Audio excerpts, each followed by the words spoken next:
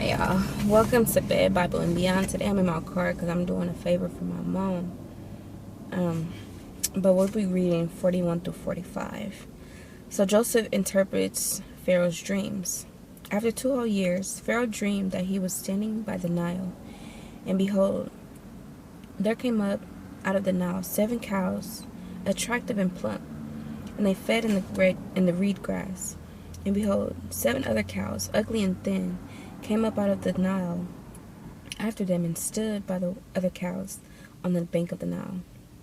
And the ugly thin cows ate up the 7 attractive plump cows.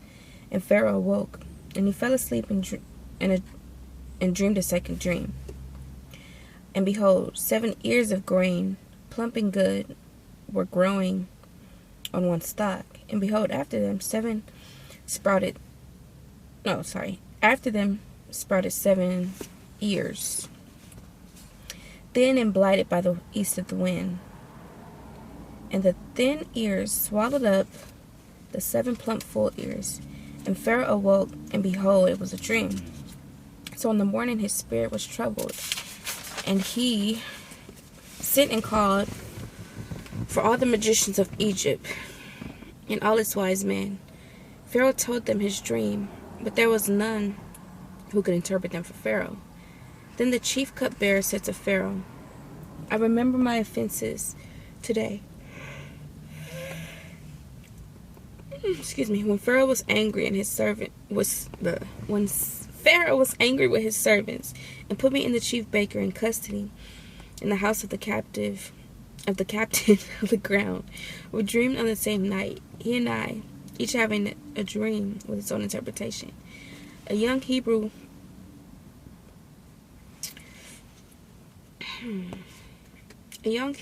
was there with us, a servant of the captain of the guard. When we told him, he interpreted our dreams to us, giving an interpretation to each man according to his dream. And as he interpreted to us, he came in 13. And as he interpreted to us, so it came about. I was restored to my office. The baker was hanged. Then Pharaoh sent and called Joseph, and they quickly brought him out of the pit. And when he had shaved himself and changed his clothes, he came in before Pharaoh. And Pharaoh said to Joseph, I have had a dream, and there was no one who can interpret it. I have heard it said of you that when you hear a dream you can interpret it. Joseph answered to Pharaoh, it is not me. God will give Pharaoh a favorable answer. When Pharaoh said to Joseph, behold, in my dream I was standing on the banks of the Nile. 7 cows, plump and attractive, came up out of the Nile and fell and fed in the grass. What is that noise? Is that my camera? I don't know. In the reed grass. 7 other cows came up after them, poor and very ugly and thin, such as I had never seen in all the land of Egypt. And the thin, ugly cows ate up the first 7 plump cows. But when they had eaten them, no one would have known that they had eaten them, for they were still as ugly as in the beginning. 7 ears, withered, thin, and blighted by the east wind, sprouted after them. And the thin ears swallowed up the 7 good ears. And I told it to the magicians, but there was no one who could explain it to me. Then Joseph said to Pharaoh, the dreams of Pharaoh are one. God has revealed to Pharaoh what he is about to do. The 7 good cows are 7 years, and the 7 good ears are 7 years. The dreams are one. The 7 lean and ugly cows that came up after them are 7 years. And the 7 empty ears, blighted by the east wind, are also 7 years of famine. It is as I told Pharaoh. God has shown to Pharaoh what he's about to do. There will come 7 years of great plenty throughout all the land of Egypt. But after them, there will arise 7 years of famine, and all the plenty will be forgotten in the land of Egypt. The famine will consume the land, and the plenty will be unknown in the land by reason of famine that will follow. For it will be very severe. And the doubling of Pharaoh's dreams means that it is a thing fixed by God, and God will shortly bring it about. Now therefore let Pharaoh select a discerning and wise man, and set him over the land of Egypt. Let Pharaoh proceed to appoint overseers over the land. Excuse me, y'all. And take 1/5 of the produce of the land of Egypt during the 7 plentiful years. And let them gather all the food of these good years that are coming, and restore up grain under the authority of Pharaoh for food in the cities, and let them keep it.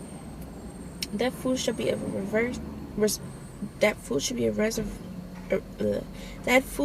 reserve for the land against the 7 years of famine that are to occur in Egypt, so that the land may not perish through the famine. Joseph rises to power. This proposal pleased Pharaoh and all his servants. And Pharaoh said to his servants, "Can we find a man like this, in whom is the Spirit of God?" Then Pharaoh said to Joseph, they're doing trash duty right now. Oh, excuse me, Lord. Oh, excuse me, Lord. Alright. So Pharaoh and his servants were pleased. And Pharaoh said to his servants, "Can we find a man like this, in whom is the Spirit of God?" Then Pharaoh said to Joseph, "Since God has shown you all of this, there is none so discerning and wise as you are. You shall be over my house, and all my people shall order themselves as you command. Only as regards the throne will I be greater than you." And Pharaoh said to Joseph, "See, I have set you over all the land of Egypt." Then Pharaoh took his signet ring from his hand and put it on Joseph's hand, and clothed him in garments of fine linen, and put a gold chain about his neck. And he made him ride in the second chariot. And they called out before him, "Oh Lord, bow the knee." Thus he set over him all the land of Egypt. Moreover, Pharaoh said to Joseph, "I am Pharaoh, and without your consent no one shall lift up hand or foot in the land of Egypt." And Pharaoh called Joseph's name Zaphanath Paneah. And he gave him in marriage Asnath, the daughter of Potipharah, priest of On. So Joseph went out of the river. That does not say river. So Joseph went out over the land of Egypt. Joseph was 30 years old when he entered the service of Pharaoh, king of Egypt. And Joseph went out from the presence of Pharaoh and went through all the land of Egypt. During the 7 plentiful years, the earth produced abundantly, and he gathered up all the food of 7 years, which occurred in the land of Egypt, and put the food in the cities. He put in every city the food from the fields around it. And Joseph stored up grain in great abundance, like the land of the sea, until he ceased to measure it, for it could not be measured. Before the year of famine came, 2 sons were born to Joseph. Asnath, the daughter of Potipharah, priest of On, bore them to him. Joseph called the name of firstborn Manasseh, for, he said, "God has made me forget all the hardship and all my father's house." The name of the second one is called Ephraim, or Ephraim. For God has made me fruitful in my land of my affliction.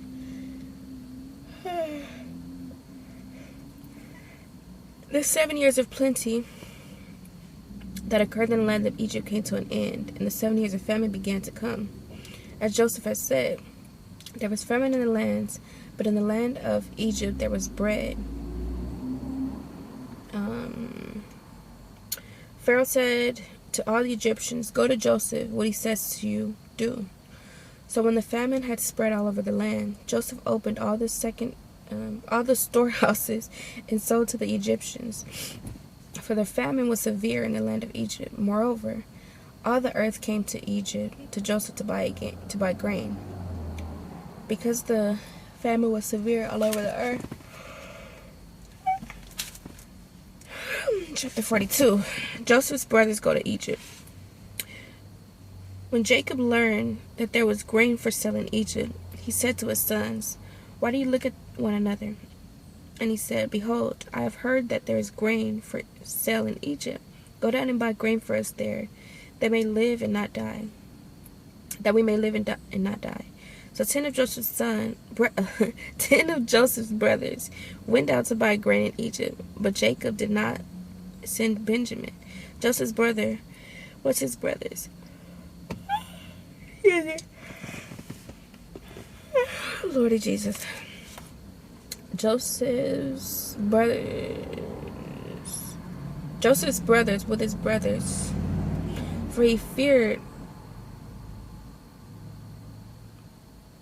It says, but Jacob did not send Benjamin, Joseph's brother, with his brothers, for he feared that harm might happen to him.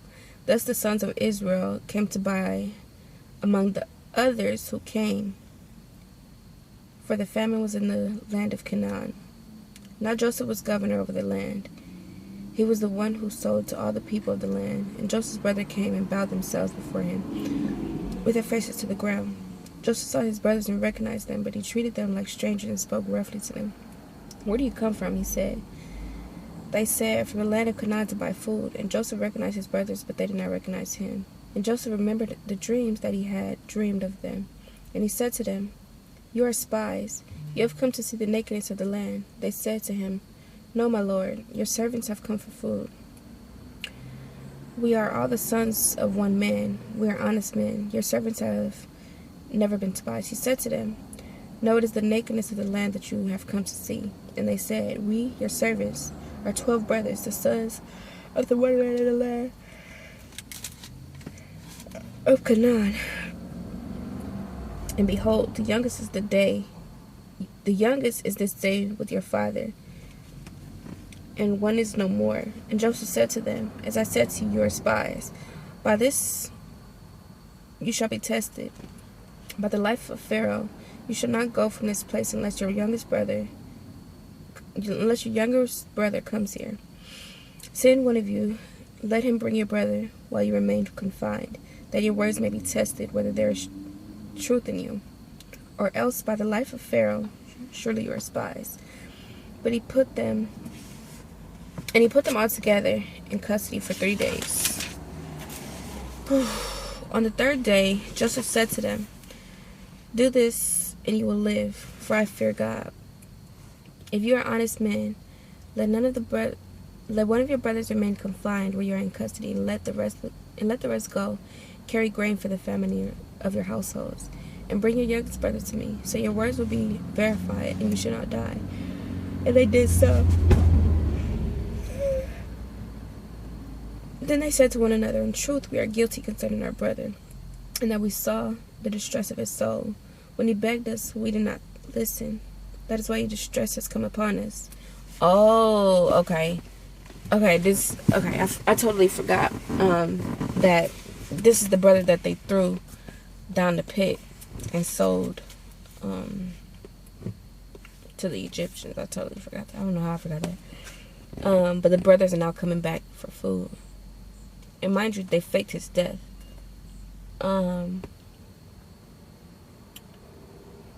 It says, "In truth, we are guilty concerning our brother, and that we saw the distress of his soul when he begged us, and we did not listen. That is why this distress has come upon us." And Reuben's, so things, it comes back to you. You reap what you sow. If Reuben answered them, "Did I not tell you not to sin against the boy? But you did not listen. So now there comes a reckoning for his blood." They did not know that Joseph understood them, for there was an interpreter between them. Then he turned away from them and wept, and he returned to them and spoke to them. And he took Simeon from them and bound him before their eyes. And Joseph gave orders to fill their bags with grain, and to replace every man's money in his sack, and to give them provisions for their journey. This was done for them. Then they loaded their donkeys with their grain and departed. And as one of them opened his sack to give his donkey fodder at the lodging place, he saw his money in the mouth of his sack. He said to his brother, "My money has been put back. Here it is in the mouth of my sack." At this their hearts failed them, and they turned trembling to one another, saying, "What is this that God has done to us?" When they came to Jacob, their father in the land of Canaan, they told him all that had happened to them, saying, the Lord of the land, spoke roughly to us and took us to be spies on the land. But he said to him, "We are honest men. We have never been spies. We are 12 brothers, sons of our father. One is no more, and the youngest is this day with our father in the land of Canaan." Then the man, the Lord